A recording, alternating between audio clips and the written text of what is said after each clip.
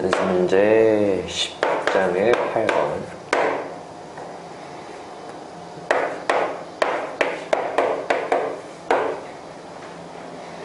여기에서 정의된 확률 변수 x의 확률 밀도 함수는 연속이다.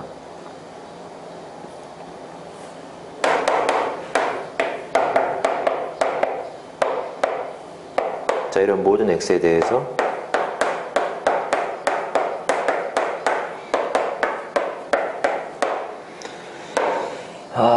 그러니까 0부터 x까지의 확률이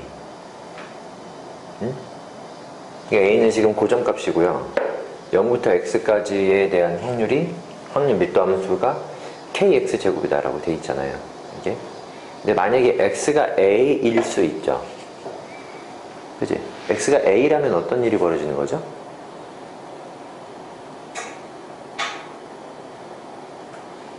지금 이 연속 확률 변수 x가 0에서부터 a 사이라고 정해져 있잖아요. 그치? 0에서부터 a 사이야. 근데 확률이 0 이상 x 이하일 확률이 kx제곱이라고 되어 있어요. 근데 여기는 이 x가 만약에 a면 어떻게 되겠냐 이거죠.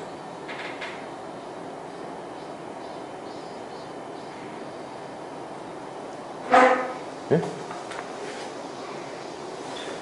자, 볼까? 확률 밀도 함수가 어디부터 어디까지 사이에서 정의가 되어 있는 거야? 어디부터? 0부터 어디까지? a까지 사이에서 정의된 확률 밀도 함수예요. kx제곱이니까 그림은 요딴 식으로 가겠죠? x제곱식으로. 자, 문제는 이게 여기서부터 여기까지 되는 확률이 확률 밀도 함수가 단순히 fx가 kx제곱이다 이렇게 지금 정의된 게 아니고요. 0부터 x까지 일 확률이 kx제곱이래요. 그러면 요건 아니구나. 0부터 x까지 일 확률이 kx제곱이니까 보니까 확률 밀도 함수가 이렇다는 게 아니고요. 얘는 확률이 정의된 거야, 확률이. 여기는 요게 확률 밀도 함수가 아니에요. 좋아요. 그러면 x가 a가 되면 그게 무엇을 의미하겠냐 이거예요. 무슨 말인지 알겠어요? 뭘 의미하는 거죠? 모든 확률을 의미하는 거죠. 0부터 a까지 정의된 확률 밀도함수가 뭔가 있을 텐데 그게 0부터 a까지일 확률이 얼마냐? 그럼 뭐예요? 1이다 이거예요. 1. 전 구간에서니까. 그래서 여기다 a를 집어넣는 순간 확률 밀도함수가 뭔지는 몰라. 근데 이건 확률이 정의되어 있는 거야. 자, a를 집어넣는 순간 k, a 제곱이 되는 거고 너가 1이다 이거죠. 모든 전체 구간에서의 확률을 묻는 거니까 EX 이 문제가 있네요. 이거는 사실 빼려고 했던 부분인 거죠. 이게 아무튼 평균은 어떻게 되는 거예요? 평균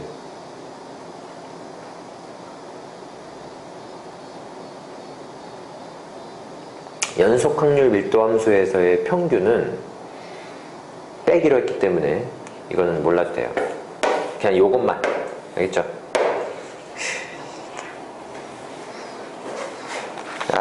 문제를 풀기가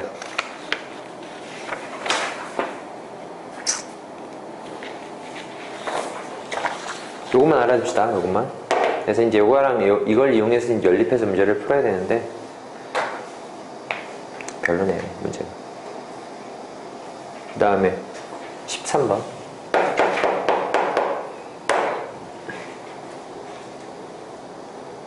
어느 학교에서는 연못에 잉어를 기르고 있다. 수컷의 길이는 정규 분포 개를 따르고 잉어의 수컷의 길이가 뭐인지 여기는 수컷의 길이입니다. 이 길이가 정규 분포 m,3제곱을 따르고요. 암컷의 길이는 뭐야 이거? 수컷 길이? 암컷 길이를 y라고 잡아볼게요. 암컷 길이는 정규 분포 m 플러스 암컷이 훨씬 큰가 보네. 시그마 제곱을 따른다고 한다. 수컷의 길이가 m 더하기 6 이상일 확률하고요. 암컷의 길이가 m 더하기 6 이하일 확률이 서로 같다. 그래요?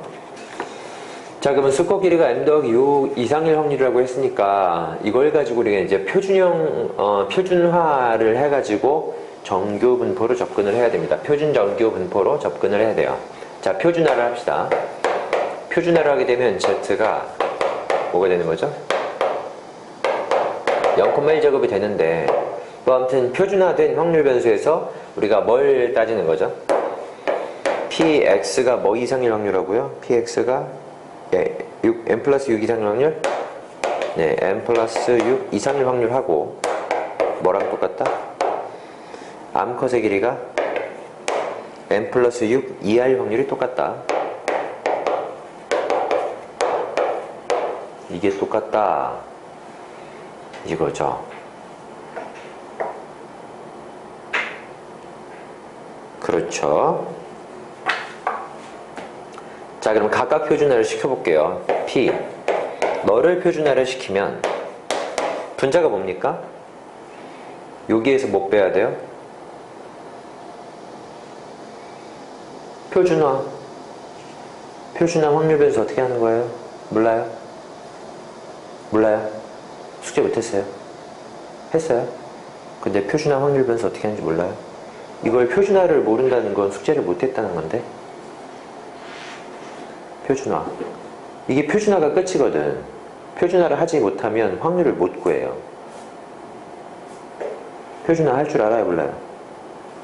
알아요? 알아요? 몰라요? 알아요? 몰라요? 알아요? 어떻게 하는 거죠? 아, 3분의 1.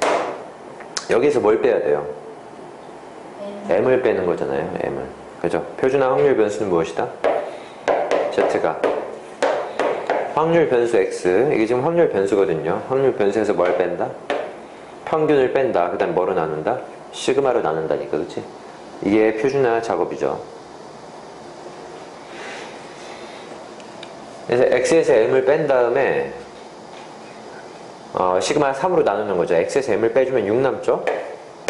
결국은 이게 뭡니까? 2 이상의 확률이잖아요. 이거랑, 자, 얘도 이제 z로 바꿉니다. 그럼 여기에서 m 더하기 15를 빼는 거니까 몇이겠어요? 빼는 거니까 몇이니? 마이너스 9 나오나요? 마이너스 9. 네, 나누기 시그마 이건데, 자, 이게 서로 같으려면 너가 얼마가 돼야 될까요? 네? 마이너스 2가 돼야 돼요. 왜냐면 지금 얘가 2 이상이니까. 뭐 2가 이런 데 있고, 그치? 이게 2 이상이거든? 근데 얘가 이제 뭐 2인데, 똑같이 2가 되면 이쪽은 엄청나게 많잖아요. 맞죠? 확률이 똑같으려면 뭐가 돼야 돼요? 마이너스 2 이하가 돼야 됩니다. 그래야지 확률이 똑같은 거죠. 너가 마이너스 2가 돼야 돼요. 그래서 시그마 분의 마이너스 9가 마이너스 2가 되는 거니까 시그마는 2분의 9다.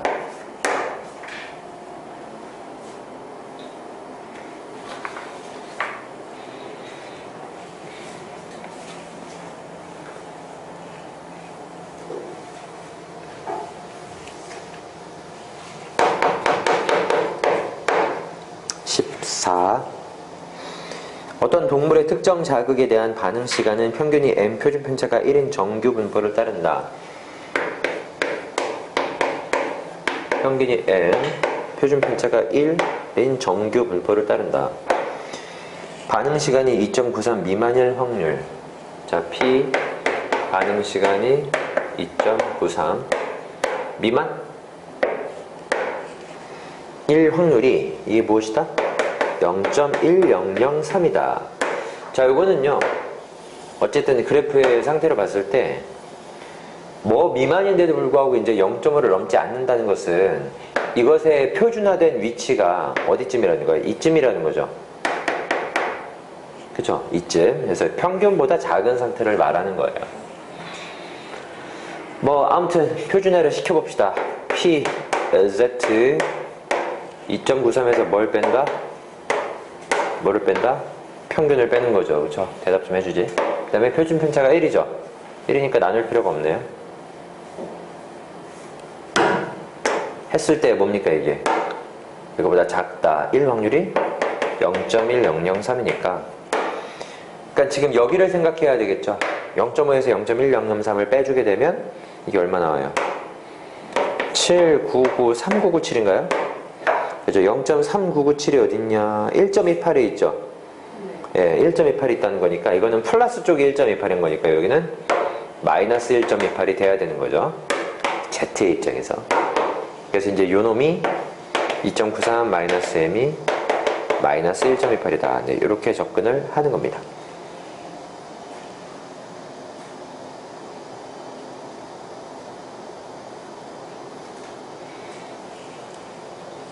지워도 돼요?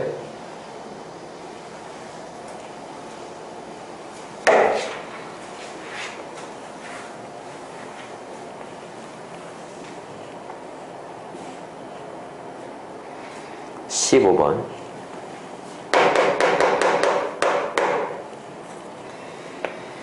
어느 고등학교 전체 학생들의 키는 평균이 174, 표준 편차가 6인 정규 분포를 따른다. 자, 키가요. 평균이 174, 표준 편차가 6인 정규 분포를 따른다. 또 키가 183 이상인 학생 중에서 60%는 183 미만인 학생 중에서 10%, 183 이상인 학생 중에서는 62, 그 다음에 미만인 학생 중에서는 12 농구 동아리에 가입하려고 한대요. 이 학교 학생 중에서 임의로 뽑은 한 학생이 농구 동아리에 가입하려는 학생이었을 때 이 학생의 키가 183 이상의 확률을 구하시오. 그러니까 이게 183 이상인 학생 중에서 60%니까 이게 어떻게 되는 거냐면 이거 지금 조건부 확률 맞나요? 임의로 한 명 고른 학생이 뭐라고 했어요?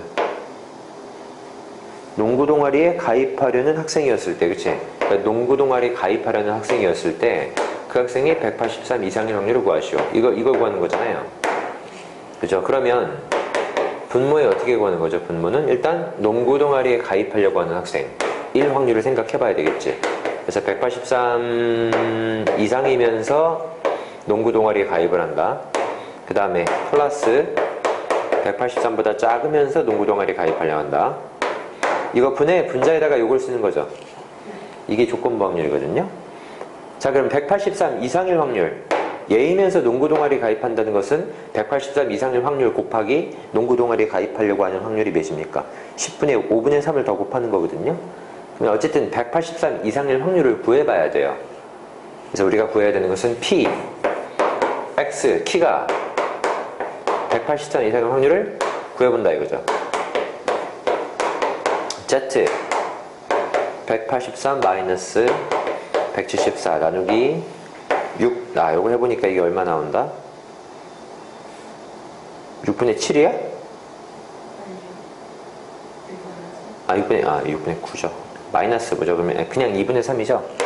2분의 3이니까 P, Z가 2분의 3, 1.5? 1.5 이상의 확률을 구하는 거나 마찬가지죠. 문제에서 1.5까지가 뭐라고 나와 있냐면 0.43으로 계산한다라고 되어 있으니까 너가 0. 몇이에요? 0.7 맞아요? 1.5 이상이니까 이게 지금 183 이상의 확률이 0.07이에요. 그러니까 우리 여기다가 이제 그 계산식을 완성을 해보면 0.07이니까 100분의 7 곱하기 농구 동아리 가입한다가 5분의 3이었죠? 네, 5분의 3. 그 다음에 플러스 10분의 6이라고 합시다. 플러스 183 아래는 그럼 0.07이 아닌 거니까 몇이겠어요? 100분의 93이겠죠? 이게 183 아래예요. 곱하기 몇이야? 이 애들 중에는 몇 퍼센트? 10%? 이 중에서 분자는 얘를 갖다 써주면 되겠다 이거죠? 네, 100분의 7 곱하기 10분의 6. 일부러 이렇게 쓴 이유가 이거 없애기 좋으라고 그런 거죠? 이제 뭐 이걸 없애게 되면 7, 6이 42 더하기 93분의 42 이게 답이 되겠죠. 조건부 확률은 이렇게 쓰는 겁니다.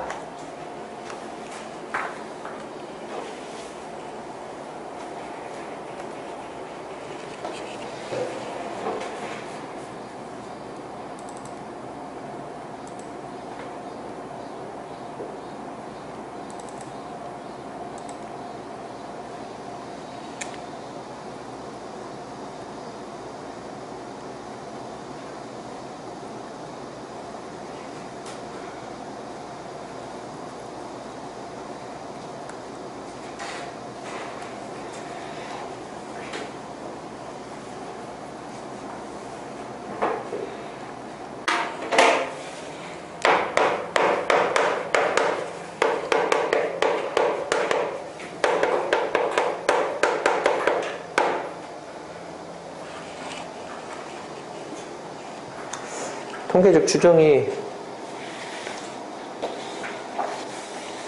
사실은 통계적 추정도 두 가지로 나누어져 있어요. 하나는 뭐냐면 모 평균의 추정.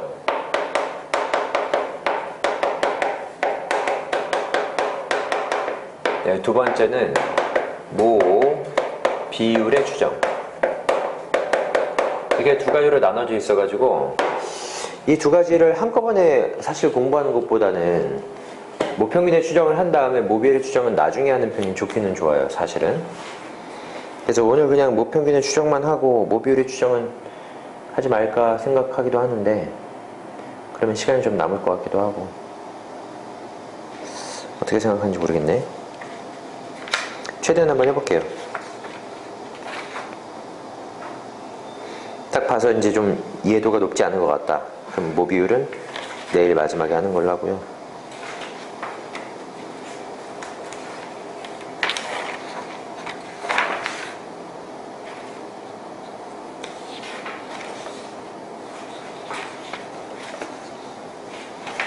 그래. 자, 오늘은 그래서 일단 모평균의 추정이다. 이 모평균의 추정을 하려면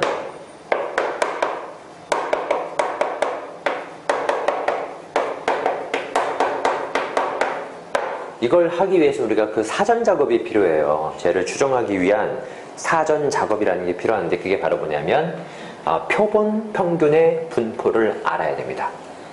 네.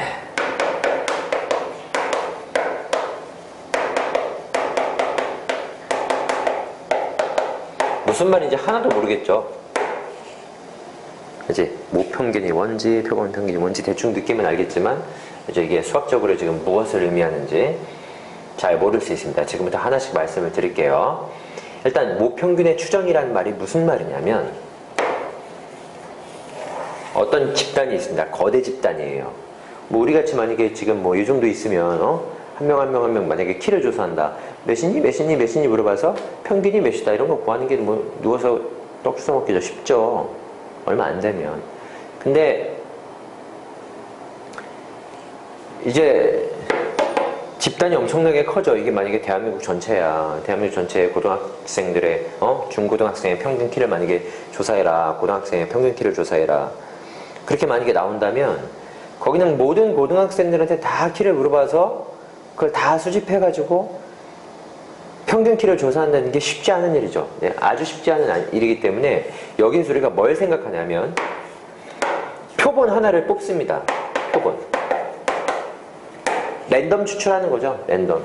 그러니까 막 랜덤화 시켜가지고 한 500명만 뽑아요. 중국 고등학생들이 얼마나 많겠어? 그렇지? 몇십만 명, 고등학생들 다 치면 한 150만 명쯤 될걸요? 근데 그 중에서 한 500명만 뽑는 거예요. 뽑아가지고 걔네들한테만 키를 물어보는 거죠. 그래서 그걸 가지고 조사를 하는 거야. 그게 이제 표본이라는 거죠. 표본 내에서 발생하는 무언가가 있을 거다 말이죠. 자, 여기를 우리가 뭐라고 할 거냐면 모집단이라고 할 겁니다. 모집단. 내가 사실은 원래 조사하려고 했었던 집단이었죠. 이게 모집단이에요. 모집단 내에서의 평균, 어떤 자료들의 평균이 있을 텐데 그 자료들의 평균을 모평균이라고 할게요. 모평균. 그리고 이 모평균을 M이라고 쓰겠습니다. 모집단 내에서의 평균을 중심으로 자료가 흩어진 정도를 나타내주는 분산이 있을 텐데 그놈을 모분산이라고 할게요. 네, 모분산은 시그마 제곱이라고 표현을 하겠습니다. 그 다음에 역시 이제 얘를 루트 씌우는 뭐도 있을까요? 표준 편차도 있겠죠. 얘네들이 사실은 내가 조사하고 싶은 애들이에요. 모평균, 모분산, 모표준 편차. 시그마라고 쓸게요. 하지만 애들이 너무 많다 이거야. 너무 많아서 다 조사할 수가 없다. 이걸 다 조사하려면 엄청난 시간과 비용이 들어가게 된다. 그죠? 이제 그거를 줄이기 위해서 통계학자들이 연구를 한 겁니다. 표본을 뽑아서 그 안에서의 평균. 자, 표본을 뽑아서 만들어낸 평균이 표본 평균이에요.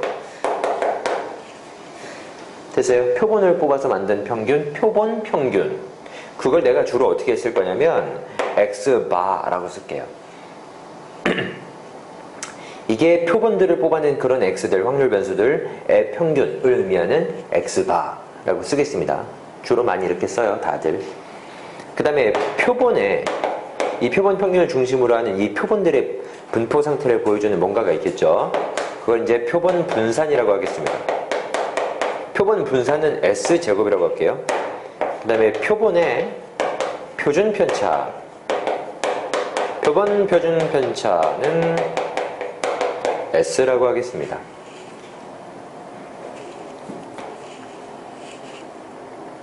뭔 뜻인지 알겠습니까? 지금 상태까지는? 내가 조사하려고 하는 모집단 내에서의 모평균, 모분산, 모표준 편차가 있었을 텐데 이것들을 조사하기에는 너무 일이 크다. 일이 크기 때문에 그걸 이제 뭐만 생각한다? 표본만 뽑는 거죠. 이걸 표본 집단이라고 하고요. 몇 개의 표본을 뽑아서 그 몇 개 할 때 그 표본이 가지고 있는 개수 있죠? 그걸 뭐라고 하냐면 표본의 크기라고 하는데 주로 n이라고 많이 나타내고요. 이 n은 뭐 몇 개다 이렇게 나타내는 요 n을 표본의 크기라고 할 겁니다.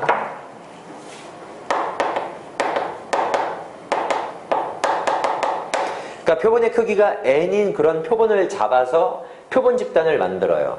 표본 집단 내에서의 표본 평균, 표본 분산, 표본 표준 편차가 있다 이거죠. 알겠죠? 참고 삼아서 일반적으로 모표준 편차하고요. 표본 표준 편차는 다르긴 하겠지만 일반적으로 같다라고 됐어요? 통상 같은 것으로 인정하겠습니다. 왜냐하면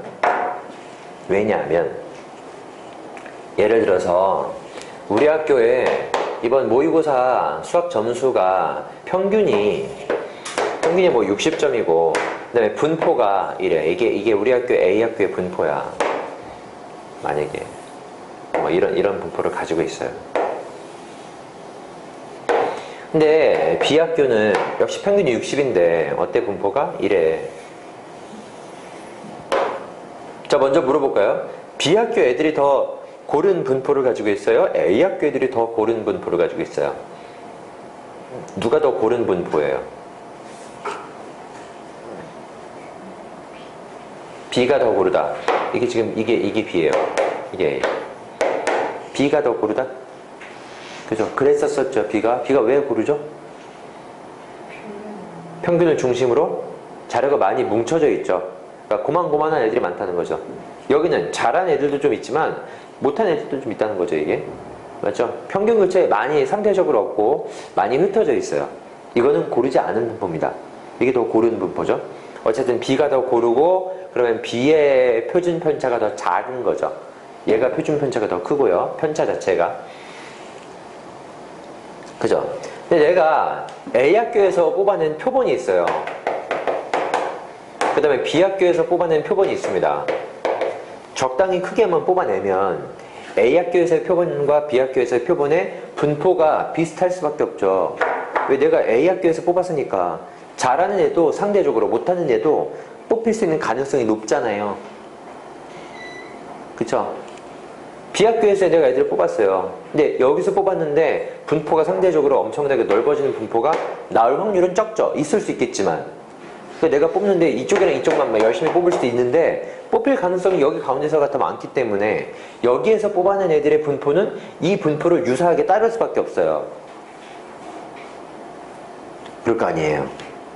맞죠? 우리나라 평균 고등학생들의 평균 키하고 만약에 저기 뭐 서양 애들의 고등학생의 평균 키하고 따져봤을 때 우리나라 중에서 뽑아낸 애들의 자료하고 서양 애들 중에서 표본을 뽑아낸 애들의 자료는 걔네들과 비슷한 자료치로 비슷하게 뽑힐 거 아니야.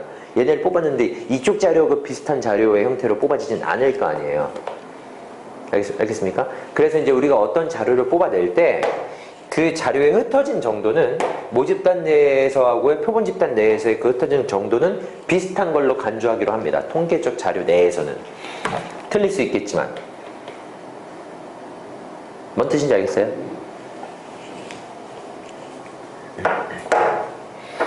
자, 그러나 평균값 자체는 상당히 달라질 수 있죠. 내가 자료를 이렇게 막 뽑아서 분포는 비슷해진다 하더라도 이 평균이 이 모평균과는 제법 다를 수 있습니다. 이게 분포야 비슷할 수 있겠지만, 그래서 이제 얘네가 제법 다를 수 있어가지고요, 통계학자들이 말이죠, 표본을 뽑았을 때의 표본 평균하고 모평균 사이에 어떤 관계가 있는지 이거를 추적하기 위해서 무슨 짓을 하냐면, 지금부터 되게 중요해. 무지막지한 짓을 해요. 얘네가 무슨 짓을 했다고? 무지막지한 짓을 합니다. 무슨 짓을 하냐면, 이 표본의 크기 n개짜리 있죠? 가능한 표본의 크기 n개짜리를요 다 뽑아봐요. 전부 다 쫙 뽑아봐서 걔네들의 모든 표본 집단의 평균을 다 조사해서 너하고의 관계가 어떤지를 추적하기 시작합니다. 저걸 표본을 다 뽑아서 말이죠. 예를 들어 드릴게요. 전부 다 뽑아봐요. 예를 들어서 아주 간단하게, 물론 이렇게 집단이 커야 사실은 어느 정도 의미가 있는데, 아주 간단하게 쟤네가 했던 짓을 아주 간단하게 체험학습 좀 해볼게요. 모집단에 3개 있다고 합시다. 3개. 그래서 3개. 그럼 여기에 평균이 뭔지는 알고 있어요. 우리가 이미. 모집단의 평균, 모평균이 얼마죠? 2예요. 그죠? 네, 모평균이 2고 모분산도 계산하면 얼마 나오고, 그죠? 얼마야 이건?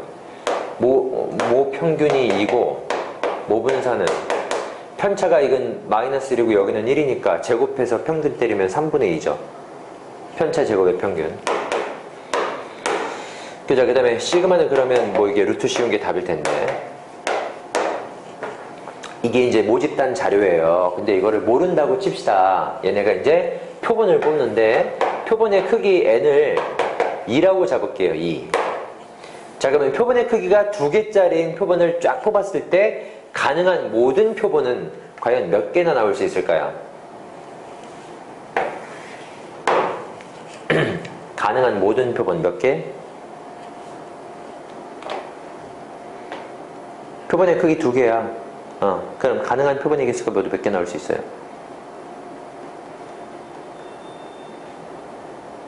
어려운 거 아닌데 왜 이렇게 말을 못할까? 표본의 크기가 2개짜리인 표본 몇 개 뽑을 수 있어요? 6개 가능해요? 왜 6개죠?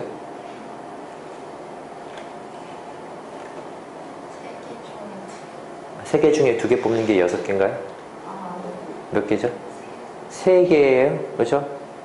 3개가 뽑는다고 생각이 되는 게 정상이에요. 그죠? 정상이지만 우리가 어떻게 할 거냐면 얘를 복원 추출을 할 거예요. 복원 추출. 복원 추출이라고 한다는 것은 처음에 뽑는 게 무엇이냐를 보고 다시 집어넣고 다시 그 다음에 뽑겠다는 거거든요. 알겠죠? 복원 추출을 할 거고 그 다음에 순서도 생각을 할 거예요. 알겠죠? 가능한 표본의 개수가 몇 개가 나오냐면 9개가 나옵니다. 1, 1, 1, 2, 1, 3, 1, 4 이렇게 4가 없구나. 1, 1, 1, 2, 1, 3 두 번째 처음에 봤던 게 2일 수도 있잖아요. 2, 1, 2, 2, 3 이렇게 3, 1, 3, 1, 3, 3 그렇게 9개가 가능해요. 그러니까 지금 여기에서 우리가 표본을 뽑아낼 때 이 표본 집단과 모집단 사이에 이 표본 평균과 모평균 사이의 관계를 추적하기 위해서 이 모든 표본을 다 뽑을 때에 대한 기본적인 추출법은 복원 추출입니다. 알겠어요? 자, 그래서 그걸 다 뽑아봤어요. 총 9개의 표본들이 가능해지는데 그 9개의 표본들을 우리가 이제 여기서 표로 만들어서 한번 조사를 해볼게요. 네? 처음에 뽑는 거, 그 다음에 두 번째 뽑는 거. 그래 놓고, 자, 여기 9개의 표본이 가능한데, 알겠죠? 걔네들의 평균을 지금부터 내볼게요. 자, 1하고 1의 평균이 얼마입니까? 1이죠? 너하고 너하고의 평균은 2분의 3이에요. 그 다음 평균은 2죠. 여기는 몇입니까? 똑같이 얘랑 대칭적이니까 같겠죠? 2분의 3. 여기는 평균이 2고요. 여기는 몇입니까? 2분의 5인가요? 얘는 지금 대칭적으로 같은 것이다. 얘는 2분의 5 역시 대칭적으로 같고 3, 3 뽑았을 때 평균은 3이죠. 맞죠? 따라서 이 9개의 표본에 발생한 9개의 평균을 보니까 어때요? 진짜 평균에 가깝게 표본이 뽑힐 가능성이 상대적으로 높잖아요. 그럴 수밖에 없죠. 하지만 진짜 평균하고 다른 숫자들도 나오죠. 상당히 떨어진 숫자까지 나오죠. 그치? 이렇게 표본의 평균들이 말이야, X바들이 나올 가능성들이 생기기 시작해요. 예? 모평균에 가깝게는 더 많이 나오고 모평균에 떨어진 값들이 나오긴 하지만 상대적으로 적은 확률로 등장합니다. 즉 여기는 이 표본 평균들의 이 값들이 확률적으로 어느 정도를 갖는다라고 우리가 확률값을 생각할 수가 있어요. 그 말은 무슨 말이냐면 표본 평균이 확률 변수가 된다는 말이에요.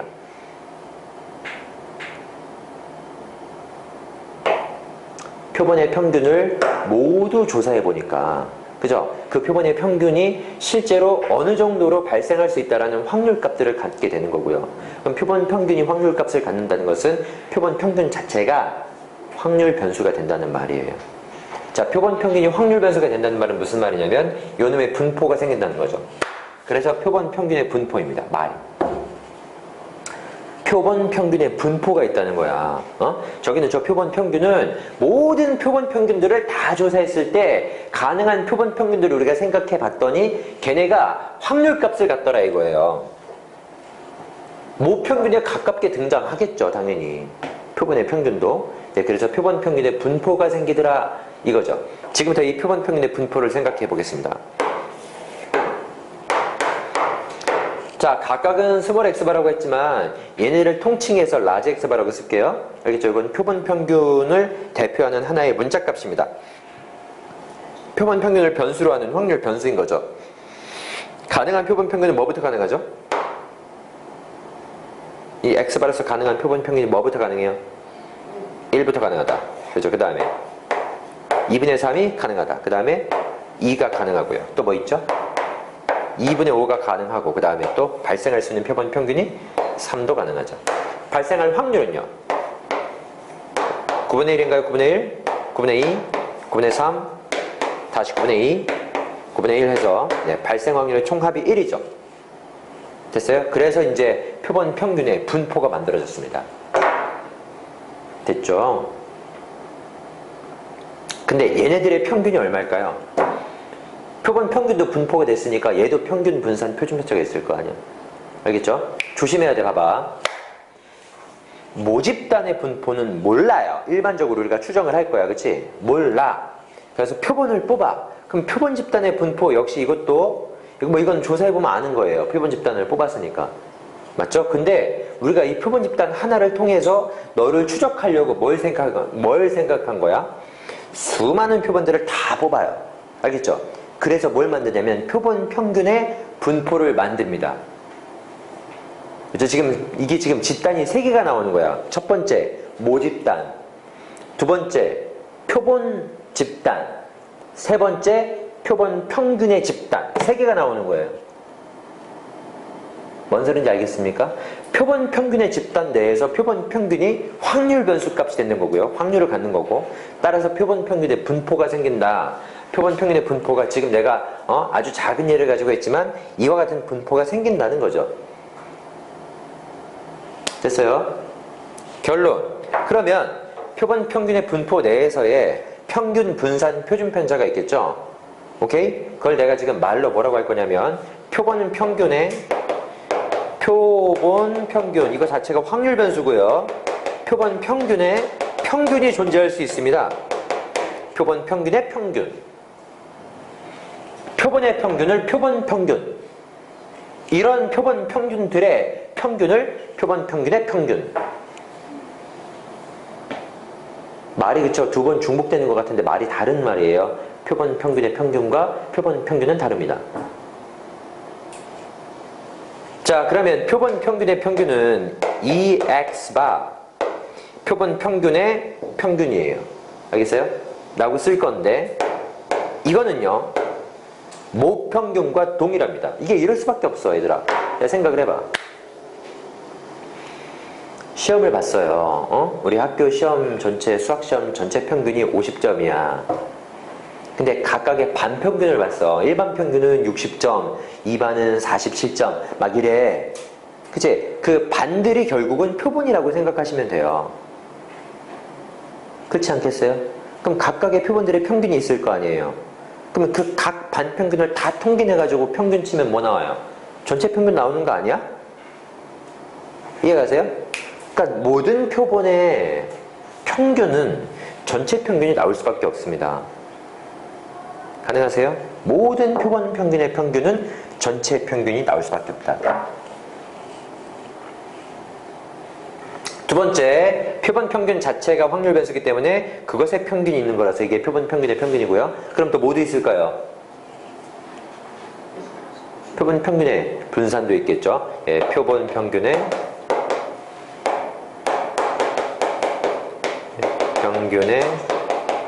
분산도 있습니다. 이거를 Vx바라고 할 거고요. 표본 평균의 분산은 이걸 가지고 이제 분산을 해보고 계산을 해보니까 안 해볼 거예요. 너무 복잡해서. 아무튼 뭐 그다지 복잡한 건 아니지만 시간상 안 해볼 건데, 결론적으로 표본 평균의 분산은 뭐냐면 모분산 값에 나누기 n만큼 줄어듭니다. 이게 너무 당연한 게, 물론 n만큼 줄어드는지는 모르겠지만 표본 평균의 분산이 줄어들 수밖에 없는 게, 생각을 해봐. 학교 전체 시험을 봤어요. 그러면 학교 전체 시험 평균이 50점이야. 그러면 그 50점을 중심으로 기본적인 어떤 분포가 있을 거 아니겠습니까? 이게 모 집단의 분포예요. 근데 거기에서 이제 각 반평균을 낸단 말이에요. 반평균이 뭐겠어? 50점 근처 아니겠어요? 야, 전체 집단 내에는 100점도 있고 빵점도 있고 여러 분포가 많아요. 근데 각 반평균에 100점이 있나? 반평균에 빵점이 있나? 그렇지 않잖아요. 그렇죠? 그러니까 반평균들 자체는 모평균에 근접하고 있을 확률이 높죠. 이해가십니까? 그러니까 당연히 자료가 평균으로 몰리게 돼 있어요. 이해가세요? 표본들을 평균 내면. 그러니까 평균을 낸 것의 분포니까, 이게 평균의 분포니까. 이해가시죠? 위아래가 잘리는 거예요. 당연히 모집단 쪽에 가까이 있을 확률이 높아진다. 따라서 시그마가 작아지죠. 이해가세요? 얼만큼 작아지느냐? 표본의 크기만큼 작아집니다. 누가? 분산값이 표본의 크기만큼 작아집니다. 자, 마지막으로 그럼 표본 평균에 표준 편차가 있을 텐데, 그죠? 아우, 이건 피읍이 몇 개 들어가요? 표본 평균의 표준 편차, 표본 평균의 표준 편차, 피읍 엄청 들어가는데, 아무튼 그래요. 표본 평균의 표준 편차는 시그마 x 바라고 할 텐데, 요 놈이 결론적으로 뭐냐? 루트 n분의 시그마다 이거예요. 알겠어요? 해서 총 3가지의 분포를 만들어 냈습니다.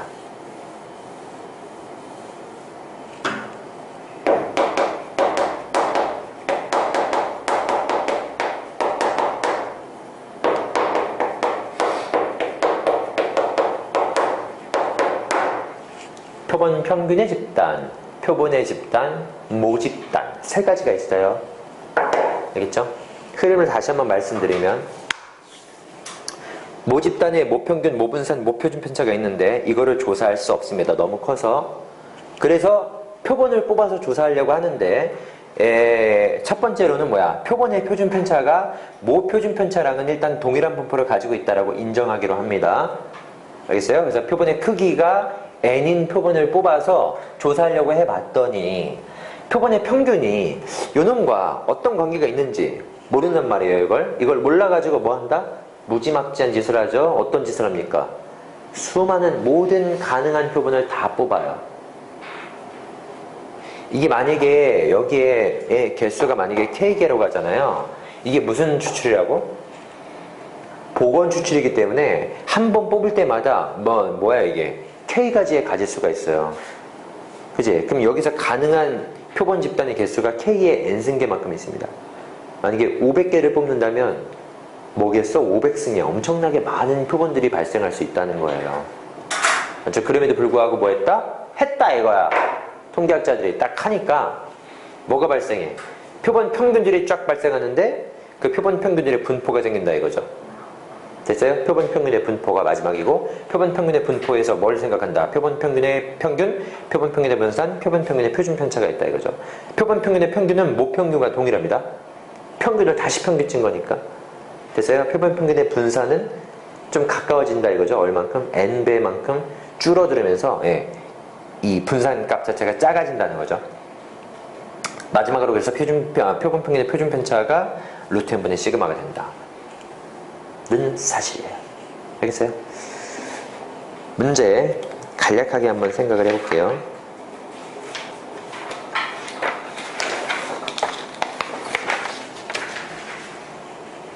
여기는 지우고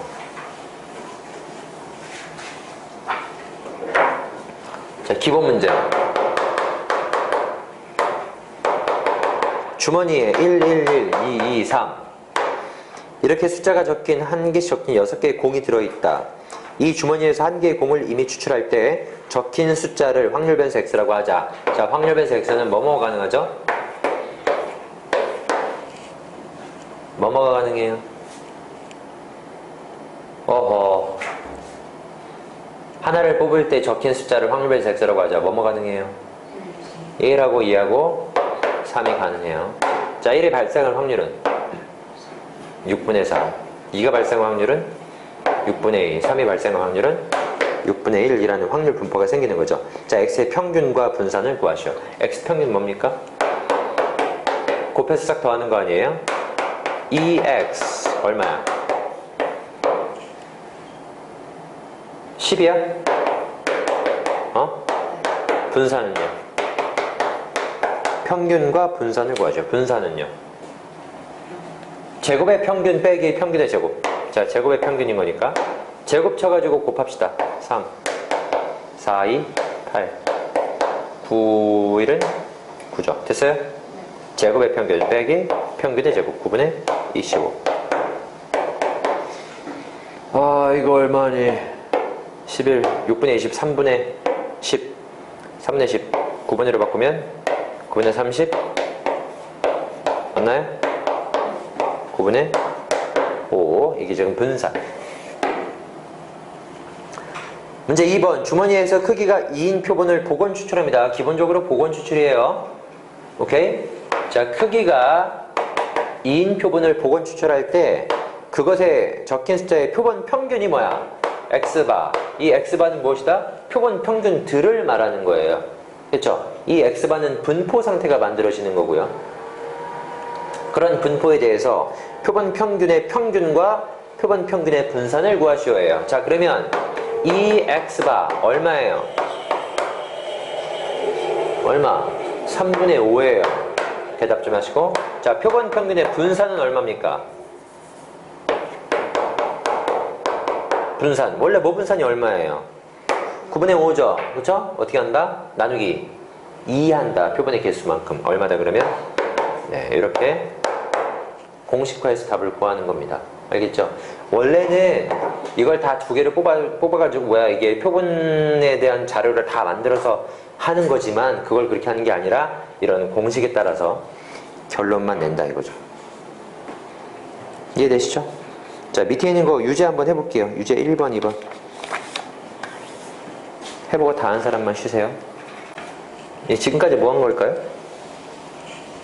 모평균을 추정하기 위해서 뭘 한 거야? 표본 평균의 분포를 알아본 거예요. 응?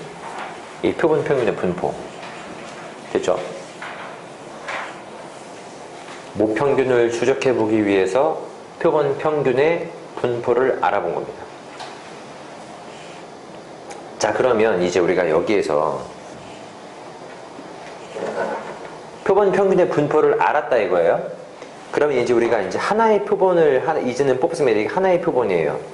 이제는 분포가 어떤 상태인지 알았기 때문에 표본 하나에 대해서 이 평균을 뽑아보고 이 평균을 중심으로 우리가 이 모평균을 추적하겠다 이겁니다. 알겠어요? 모평균을 몰라요. 얘는 알아. 얘는 아는 거니까 이걸 가지고 모평균이 얼마일 것이다. 그렇게 추정을 해보겠다는 거죠. 됐어요?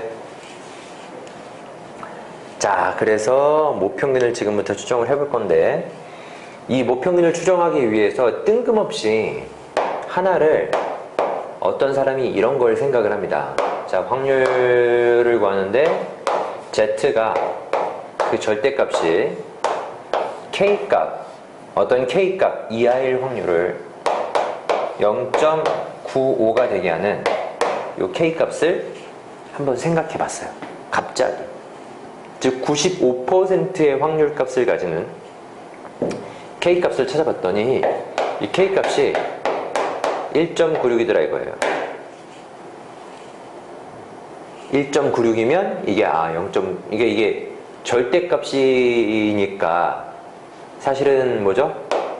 Z가 0부터 1.961 확률은 얼마겠습니까? 0.475거든요. 이게 무슨 말인지 알겠어요? 이게 절대값이면 어디부터 어디까지예요? 플러스 1.96에서부터 마이너스 1.96 사이가 될 거 아니에요? 근데 0부터 따지면 그 절반인 거니까 0.475가 되는 그런 K값을 찾아봤더니 이게 1.96이더라 이거예요. 아무튼 이런 걸 갑자기 생각을 해서 왜 이런 걸 생각을 했냐면 우리가 이제 그래 아까 표본 평균 얘기 좀 덜 했구나. 표본 평균의 분포가 어떻게 되죠? 표본 평균의 분포가 뭘 따라간다고 했습니까? 이게 표본 평균의 평균이 뭐죠? M이고요. 표본 평균의 평균이 M이고 그 다음에 표본 평균의 뭐가? 표본 평균의 표준 편차가 루트 M분의 시그마를 따른다고 했기 때문에 맞죠? 모 집단의 분포에서부터 표본 집단들을 다 모아가지고 그 표본 평균의 분포를 생각해 보았더니 이와 같은 분포를 따른다라고 우리가 생각을 할 수가 있다는 거예요. 그래서 지금 이 표본 평균의 분포 안에 뭐가 존재하냐면 모평균이 존재하기 때문에 우리가 얘를 바탕으로 하는 표준화 작업을 통해서 이걸 만들었다고 생각을 하고요. 얘를 통해서 거꾸로 역추적을 하겠다는 거죠. 너를 역추적하기 위해서 Z가 원래 무엇이었는지를 보겠습니다. 원래 Z가 뭐였을까요? 원래 Z는 X바 마이너스 우리가 X바의 분포를 가지고 Z를 만들었다고 할 거니까 X바 마이너스 XY 평균 M 그 다음에 XY 시그마가 누구죠? 루트 N분의 시그마 되겠어요? 그죠? 이걸 이렇게 만들었었기 때문에 이게 지금 Z가 되었을 것이고요.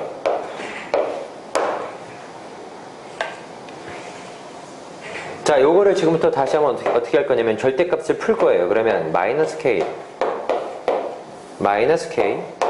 그 다음에 루트 N분의 시그마 X바 마이너스 M 플러스 K 그러니까 이럴 확률은 이럴 확률이라고 생각을 할 수가 있고 얘를 갖다 곱합니다. 곱해주면 P 마이너스 K 곱하기 루트 N분의 시그마 X바 마이너스 M 뭐죠? K 곱하기 루트 N분의 시그마 맞아, 이렇게 볼 수가 있고요. 여기 지금 M이 있죠? 보이세요? 여기 M이 있죠? 우리가 이제 이 M을 구하는 거니까 여기다가 지금 식 전체에다가 마이너스를 곱하게 되면 이게 M-X바로 바뀌거든요? 근데 이렇게 바꿔도 상관은 없죠. 이쪽에 마이너스가 붙으면 너가 되고 너의 마이너스가 붙으면 너가 되는 거니까 그렇죠? 이렇게 만들어낸 다음에 여기는 이 X바를 싹 다 더할 겁니다. 그러면 자, 이 95%의 확률은 다음과 같이 생각할 수가 있는데요. X바 마이너스 K 곱하기 루트 N분의 시그마 거기에 이제 모평균 M이 존재하는 거고요. X바 플러스 K 곱하기 루트 N분의 시그마 이렇게 사이에 있을 확률이 95%다 라고 생각할 수가 있는 거죠. 그러니까 우리가 이 95%의 확률로 모평균을 추적할 수도 있겠죠. 확률적으로 봤을 때 됐죠? 이렇게 생각을 한 거예요. 근데 보세요. 여기는 이 X반은 표본 평균들이에요. 즉 내가 만약에 내가 골라낸 모든 수많은 표본 평균들이 만약에 100개라고 합시다. 그럼 그 100개 중에서 95개는 95%가 95개는 요 사이에 모평균이 존재한다라고 할 수 있다는 말이죠. 이 말 뜻이 이게 X바에다가 내가 수많은 표본 평균들을 다 집어넣었을 때 그 중에 95개 정도는 얘를 만족하고 있다는 뜻이에요. 확률적으로 95%니까. 맞죠? 그런데 말입니다. 네, 그런데 말입니다. 여기다가 직접 내가 저쪽에서 구해낸 표본 집단의 표본 평균 한 놈 딱 있을 거 아니야. 나는 저거 표본 하나만 조사하는 거니까. 저 한 놈이 있을 거 아니야? 이 한 놈을 내가 여기다 넣었어요. 넣어서 내가 이제 이렇게 모평균을 추적했다, 추정을 했다라고 내가 지금 얘기를 했단 말이에요. 그럼 이게 확률이 95%냐? 그게 아니라요. 이걸 넣는 순간 이 안에 모평균이 있을 수도 있고 없을 수도 있죠. 있다 아니면 없다로 바뀌는 거예요. 아니 이게 너도 넣고 너 다 넣으면 이 중에서 95개는 걸린다. 그런 의미의 확률적인 내용하고 직접 딱 하나를 집어넣었을 때에 대한 상황은 약간 다르죠. 얘를 집어넣으면 이 안에 모평균이 있다 아니면 없다지 그게 확률이 95%다라고 얘기하기가 좀 그래. 하지만 있을 수 있잖아요.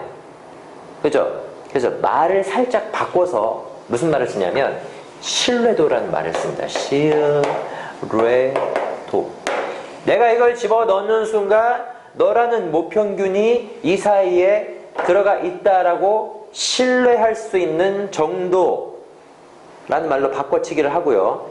이 확률값을 그대로 신뢰도라는 말로 쓰기로 합니다. 그래서 신뢰도 95%로 이 모평균을 추정했다라는 말을 쓰기로 하는 거예요. 무슨 말인지 알겠어요? 그래서 문제가 이런 거야. 다음과 같은 어떤 이 분포에 대해서 신뢰도 95%로 이 모평균을 추정하시오 라고 하면 이 표본의 평균에서부터 95%에 대한 신뢰, 이걸 신뢰 상수라고 할 거거든요. 얘를 신뢰 상수라고 할게요. 신뢰 상수. 95%가 되기 위한 신뢰 상수 값은 1.96이에요, 지금은. 근데 이제 문제에 따라서 문제풀이의 어떤 계산을 편리하게 하기 위해서 이 신뢰 상수를 2라고 주는 데도 있어요. 그건 문제에 따라 바뀔 수 있기 때문에 내가 그래서 그냥 K라고 쓴 겁니다. 알겠죠? 지금 이 신뢰 상수가 1.96이라는 것이 통상적인데 2라고 주는 경우도 있으니까. 그건 문제에 따라서 달라질 수 있다. 아무튼 신뢰도 95%로 추정한 그 모평균의 범위는 x1바 마이너스 k 곱하기 루트 n분의 시그마에서부터 x1바 플러스 k 곱하기 루트 n분의 시그마다. 이렇게 해서 이렇게 추정을 할 수가 있고요. 이렇게 추정한 구간 자체를 우리가 뭐라고 하냐면 신뢰 구간이라고 합니다. 신뢰도 95%로 추정한 신뢰 구간을 구하시오. 이렇게 하면 이렇게 구간을 써주시면 되는 거예요. 신뢰 구간. 이렇게 쓰기도 하고 아니면 그냥 닫혀있다라는 거 범위 아시죠? 미적분에서 우리가 연속할 때 닫힌 범위라고 해서 x1바 마이너스 k 곱하기 루트 n분의 시그마 컴마 x1바 플러스 k 곱하기 루트 n분의 시그마. 이렇게 됐어요? 신뢰 구간을 구하시오라고 하면 이렇게 구하기도 하고 이렇게 구하기도 해요. 그리고 자 오른쪽에서 왼쪽을 빼게 되면 x1바가 날아가고 이 전체의 길이가 나오죠. 길이. 그죠? 이걸 빼게 되면 2k 곱하기 루트 n분의 시그마라는 이 전체 구간의 길이가 나오는데 얘를 신뢰 구간의 길이라고 합니다. 신뢰 구간의 길이 라고 하는 거예요. 여기까지 아시겠습니까? 이게 바로 이제 모평균의 추정법인 거야. 다시 한번 정리할게요. 우리가 이제 모집단 분포 내에서의 모평균을 추정하기 위해서 표본을 하나를 뽑습니다. 다만 이 표본 하나가 모평균과 어떤 관계를 갖는지 모르기 때문에 모든 표본의 평균들을 다 조사한 거죠. 그치? 그랬더니 표본의 평균의 분포가 무엇을 따른다는 걸 밝혀냈죠? 표본 평균의 분포가 뭘 따라간다? 표본 평균의 평균이 얼마예요? 표본 평균의 평균이 얼마다? m이다, m. 대답을 좀.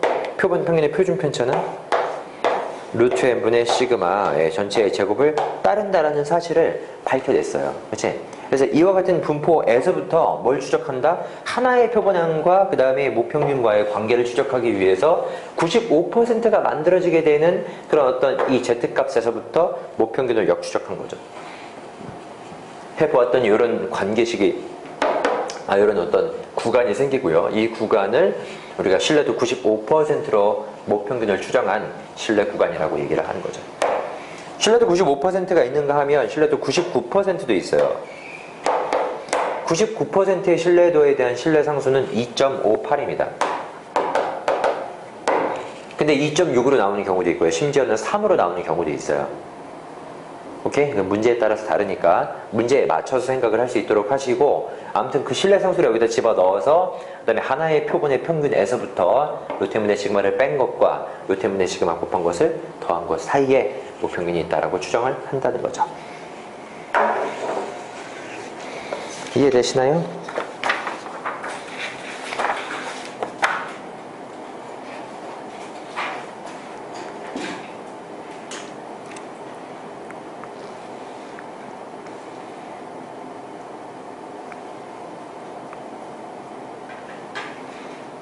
자, 거기 참고 삼아서 210 9페이지 220페이지 잠깐 보세요. 220페이지. 신뢰도 95%의 신뢰 구간 보이십니까? 1.96 곱하기 1 때문에 시그마. 신뢰도 99%의 신뢰 구간은 2.58 곱하기 나와 있는데 문제에 따라서 다르게 나올 수 있다는 거 좀 조심하시고요.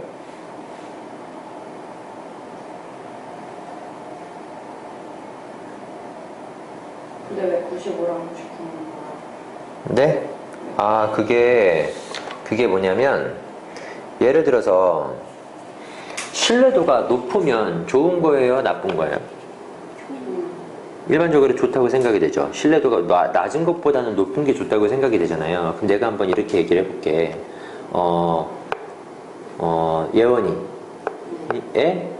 용돈을 내가 맞춰볼 거야. 예원의 용돈은 100원에서부터 500만원 사이다 라고 하면 난 무조건 맞출 수 있지. 그치? 신뢰도 100% 아니냐? 맞아요? 신뢰도 거의 500만원 넘을 수도 있나요? 개가쁘라서 넘을 수 있는데 아무튼 뭐 그럼 한 1000만원 좀 잡아. 야 100원에서부터 1000만원 사이야 얘 용돈. 야 얘 용돈 100원에서 1000만원 사이야. 이렇게 얘기하는 거죠. 그죠? 아니면 우리나라 고등학생 평균 기다려. 야 2m 안 돼. 이렇게 얘기하는 거예요. 그렇게 얘기하면 어떻게 되겠어요? 신뢰도 100%예요. 맞아. 틀리지 않아. 하지만 정확도가 떨어지죠. 신뢰도가 높으면. 반대로 우리나라 고등학생의 평균 키는 말이야 173에서 175 사이가 될 것 같아 라고 얘기하면 근접할 수 있겠지만 정확도가 높아질 수는 있겠지만 약간 틀릴 가능성이 높아지죠. 그러니까 신뢰도가 낮아지는 거지. 그러면 신뢰도가 낮다고 해서 다 좋은 것도 아니고 높다고 해서 다 좋은 것도 아니에요. 그렇지? 그걸 학자들이 잡아낸 게 95%나 99%가 적당하다고 잡은 거죠. 야 근데 95%만 돼도 이거 엄청난 신뢰도죠. 근데 이렇게 95%로 잡아도 웬만한 구간이 굉장히 짧게 잡혀요. 생각보다. 그래서 뭐 그런 거 대통령 선거할 때 득표율 막 이런 거 따질 때도 전부 다 신뢰도 95%로 막 따지죠. 오차, 뭐 표본 오차 5% 사이 내에 있다 막 이런 식으로 막 얘기하거든. 다 이거 가지고 하는 거예요. 전부 다. 그러니까 어찌 보면 이 통계가 생활에 가장 가까워요. 다른 수학은 좀 약간 동떨어져 있잖아요, 이게. 근데 통계는 생활에 엄청나게 가까운 상태다. 그래서 딱 잡아낸 게 95%랑 99% 딱 두 개라서 주로 그걸 많이 사용을 하고, 그 다음에 다른 경우에 대한 신뢰도도 나오는 경우도 있거든요. 그렇죠? 그럼 그때마다 신뢰 상수가 달라지겠죠? 그죠? 그런 신뢰 상수를 구하는 문제도 있기는 있습니다. 아무튼 그 신뢰 상수는 무엇을 바탕으로 만들어진 거야? 확률을 바탕으로 만들어졌으니까 이것만 잘 체크하시면 돼요. 알겠죠? 이 확률이 무엇이 된다? 그대로 뭐가 되는 거야? 신뢰도가 돼버리는 거니까 내가 신뢰 상수를 잡고 싶으면 확률 값을 생각해 하시면 돼요. 알겠죠? 그 다음에 중요한 이야기가 사실 하나 있어요. 거기 어드바이스 자료를 보시면 자, 한번 읽어볼게요. 실제로는 모집단의 표준 편차를 모르는 경우가 당연히 대부분이죠. 야, 모집단의 평균을 우리가 알아야 되는데, 평균을 알아야 표준 편차를 알게 되거든요. 그러니까 당연히 평균을 모르니까 모집단의 표준 편차도 모르는 게 이거는 당연한 거예요. 따라서 이때에는 표본 편차를 이용해도 위 신뢰도는 성립한다는 것이 알려져 있다라고 되어 있죠. 그지? 그 말이 뭘 얘기한 거야? 이걸 얘기한 거예요. 표본의 표준 편차하고 그 다음에 모 표준 편차하고 같은 것으로 인정하기로 하자. 그 말이야. 저걸 사용해도 상관이 없다라는 말입니다, 이게. 그러니까 우리가 신뢰도를 구할 때 여기 나와 있는 요 놈이 모집단의 시그마예요, 원래. 맞죠? 그러나 뭘 사용하기로 한다? 이렇게 사용하기로 한다 이거죠. 표본 집단의 표준 편차를 사용해도 상관이 없다는 거고요. 실제로 모집단의 표준 편차가 나와 있으면 그냥 그대로 써주면 되겠고요. 맞죠? 뭘 써도 상관은 없다는 말이 여기 써 있는 겁니다, 이게. 자, 거기에 이제 계산법이 나와 있죠? 근데 웃긴 게, 표준 편차, 즉 표본 분산을 구하는 게 거기 뒤에 시그마 뒤에 있는 xi 마이너스 x바 그놈의 제곱이 지금 뭐냐면 편차 제곱이거든요. 그러니까 편차 제곱의 평균이 원래 나누기 n이 돼야 돼요. 그죠? 근데 지금 n 빼기 1로 나누고 있죠. 이건 통계학자들이 해보니까 이게 더 정확하다라고 해서 n 빼기 1로 나누는 건데 이게 표본 집단 내에서의 표본 분산을 구하는 방법이에요. 근데 이게 교육과정에서 좀 뭐랄까 영향력이 약해요. 그러니까 이렇게 해서 표본의 분산을 구하는 짓을 잘 하지 않습니다. 교과서나 참고서에서는. 정서에서 하고요. 그 다음에 일부 교과서에서 얘기를 하기는 하는데 굳이 알지 않아도 돼요. 알겠죠? 이건 몰라도 되기 때문에 일단은 뭐 이렇게 n-1로 나눈 경우도 있구나. 원래는 당연히 우리가 뭘 생각한다 이게 편차 제곱의 평균이면 그냥 n으로 나누는 게 정상인데 n-1로 나누는 거구나 라고 생각만 하시고요. 잘 안 쓰니까 몰라도 돼요. 두 번째가 좀 더 중요하거든요. 두 번째. 자, 모집단이 정규 분포를 안 따라요. 그지? 그런다고 하더라도 표본의 크기를 많이 크게 하면 실제로 표본의 평균은 정규 분포를 따르게 되어 있습니다. 무슨 얘기인지 알겠습니까? 그죠? 네, 그런 내용들이 있으니까. 그러니까 위에 신뢰 구간이 성립하는 것으로 본다라고 되어 있는데 그 말을 이제 다시 바꿔 말하면 그런 거야. 모집단이 정규 분포를 따르지 않아도 라고 하세요. 거기다가 따르지 않아도 표본 평균의 분포는 정규 분포를 따른다. 이렇게 써주시면 됩니다. 알겠어요? 표본 평균의 분포는 정규 분포를 따른다. 그렇기 때문에 이 모평균의 추정이 가능한 거죠. 역추적을 한 거니까. 모집단이 정규 분포를 따르지 않아도 표본 평균의 분포는 정규 분포를 따른다. 표본 평균의 집단이라고 해야 되겠구나. 표본 평균의 집단은 정규 분포를 따른다. 자, 거기 보기 1번을 보겠습니다. 전국 고등학교 남학생 중에서 1600명을 임의로 추출해서 키를 조사했더니 평균이 170이고 표준 편차가 4였다. 이거는 지금 뭐예요? 표본의 평균입니까? 모평균입니까? 네? 표본의 평균이죠. 1600명. 전국 고등학생은 뭐야? 16만 명이야. 아니 160만 명이야. 알겠죠? 1600명을 이미 추출했더니 평균이 170이고 표준 편차가 4이다. 그 말은 무슨 말이야? 표본 평균이 170, 표본 표준 편차가 4라는 말입니다. 됐어요? 거긴 표본 표준 편차라고 나와 있네. 그냥 표본 평균의 표준 편차가 아니라 표본 표준 편차예요. 아무튼 자, 이때 전국 고등학교 남학생의 키의 분포가 정규 분포를 따른다고 했을 때 전국 고등학교 남학생의 키의 평균에 대한 신뢰도 95%, 신뢰도 99%의 신뢰 구간을 구하시오라고 되어 있습니다. 자, 그럼 어떻게 하면 되는 건가요? 어떻게 하면 되는 건가요?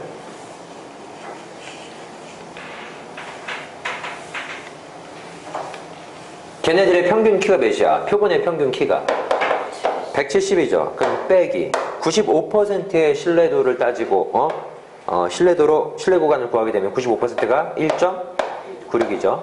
곱하기 몇 명 뽑았어요? 1600명이니까 루트 n분의니까 40명인가요? 루트 1600 그렇죠? 40분의 루트 n분의 시그마, 시그마는 4죠. 이게 지금 이거를 뺀 것과 요거 더한 거 170 더하기 1.96 곱하기 40분의 4 됐어요? 요렇게 해서 신뢰 구간을 잡아주시면 돼요. 이게 95%를 추정한 신뢰 구간이에요. 99%는 2.58로 바꾸기만 하면 되겠죠. 네, 그런 계산이 필요한 부분이다. 자, 기본 문제 5번, 6번, 7번까지 세 문제 시작.